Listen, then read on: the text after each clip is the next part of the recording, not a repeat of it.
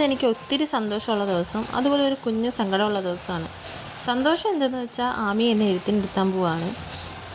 ഇപ്രാവശ്യം ഇരുത്തണമെന്ന് ഞങ്ങൾ മുമ്പേ പ്ലാൻ ചെയ്താണ് ഇരുന്നത്. അതുകൊണ്ട് തന്നെ രാവിലെ അമ്പലത്തിൽ കൊണ്ടുപോയി കോസ്റ്റ്യൂമൊക്കെ മാറി നേരെ എഴുത്തിനിരുത്താൻ പോയി. നമ്മളിവിടെ തൊട്ടടുത്തുള്ള അമ്പലത്തിലാണ് ഇരുത്തിയത്. എഴുത്തിനിരുത്തിയാൽ വല്ലപ്പോഴും ഒന്നുകൊണ്ട് നേഴ്സറി ഇരുത്താം. അത് കഴിയുമ്പോൾ അടുത്ത വർഷം തൊട്ട് എനിക്കും ജോലിക്ക് പോയി തുടങ്ങാമല്ലോ എന്നുള്ള പ്ലാനിങ് ആയിരുന്നു ഞങ്ങൾക്ക്. പക്ഷെ അതെനിക്ക് നേരിട്ട് കാണാൻ പറ്റിയില്ല. ഞങ്ങൾ പ്ലാൻ ചെയ്യും പോലെ തന്നെ എല്ലാം നടക്കണമെന്നില്ലല്ലോ. അവസാന സമയപ്പോൾ എനിക്ക് പോകാൻ പറ്റാതായി. അങ്ങനെ പിന്നെ അനിയത്തിയും ചേട്ടനും കൂടെയാണ് വാവെ അമ്പലത്തിൽ കൊണ്ടുപോയത്. എഴുത്തിനിരുത്തി കഴിഞ്ഞപ്പോൾ എനിക്കായിരുന്നു സങ്കടം. എൻ്റെ കയ്യിൽ ഒരു കയ്യിൽ വിൽക്കാനുണ്ടായിരുന്ന ഒരു കുഞ്ഞു വാവയായിരുന്നു അവൾ. ഇപ്പോൾ ഇതാ എഴുത്തിന് വരെ ഇരിക്കാനായി, അടുത്തിന് സ്കൂളിൽ പോയി തുടങ്ങാറായി എന്നൊക്കെ തോന്നുമ്പോൾ ഭയങ്കര സങ്കടം. എത്ര പെട്ടെന്നല്ലേ നമ്മുടെ മക്കൾ വളർന്നു പോകുന്നത്. എനിക്ക് ഇടയ്ക്ക് തന്നെ അത്ഭുതമാണ്, ഇവൾ ഇത്ര പെട്ടെന്ന് ഇത്രയായോ എന്നൊക്കെ.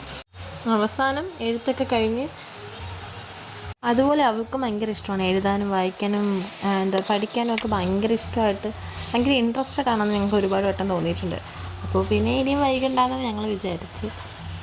അങ്ങനെ രാവിലെ എണീപ്പിച്ച് കുളിച്ച് സുന്ദരിയൊക്കെ ആക്കി ഡ്രസ്സൊക്കെ ചെയ്ത് ഇട്ടിട്ട് പിന്നെ അച്ഛനാണ് കൂടെ ഉണ്ടായിരുന്നത്. ഞങ്ങളെയൊക്കെ കുഞ്ഞിലെ എഴുതിയിട്ടുള്ളത് ഈ അമ്പലത്തിലെ പൂജാരിയാണ് ഞങ്ങളെ മടിയിലിരുത്തി എഴുതിക്കാറ്. ഇപ്പോൾ അച്ഛൻ്റെ മടിയിലിരുത്തിയാണ് എഴുതിക്കുന്നത്. അത് ഒട്ടും ചേട്ടൻ പ്രതീക്ഷിക്കാതെയാണ് പോയത്. അവിടെ ചെന്നിട്ട് അച്ഛൻ്റെ മടിയിലിരുത്തിയാണ് എഴുതിക്കണേന്ന് കേട്ടപ്പോൾ തന്നെ അച്ഛൻ്റെ പാതി കിളി പറന്നുപോയി. എൻ്റെ ചേട്ടനാണെങ്കിൽ ഒരു പ്രശ്നമുള്ളതെന്ന് ടെൻഷൻ കയറിയാൽ ഒന്നും വരത്തില്ല.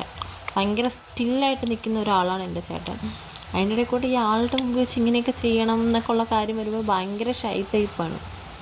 എന്നാലും നമ്മുടെ മോളുടെ കാര്യമല്ലേ, നമ്മളെന്തേ ചെയ്യാനുള്ള എന്നുള്ള ധൈര്യത്തിലാണെന്ന് തോന്നുന്നു ഇരുന്ന് എഴുതുന്നത്.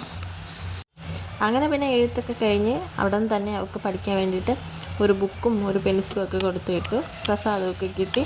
അങ്ങനെ ഞങ്ങൾ തിരിച്ച് വീട്ടിൽ വന്നു. പിന്നെ അവൾക്ക് ഇഷ്ടമുള്ള കുറച്ച് സാധനങ്ങളൊക്കെ ഞാൻ ഉണ്ടാക്കി കൊടുത്തു. അപ്പോൾ ഇത്രയേ ഉള്ളൂ. Tata bye bye, see you. അടുത്ത വീഡിയോ വീണ്ടും കാണാം.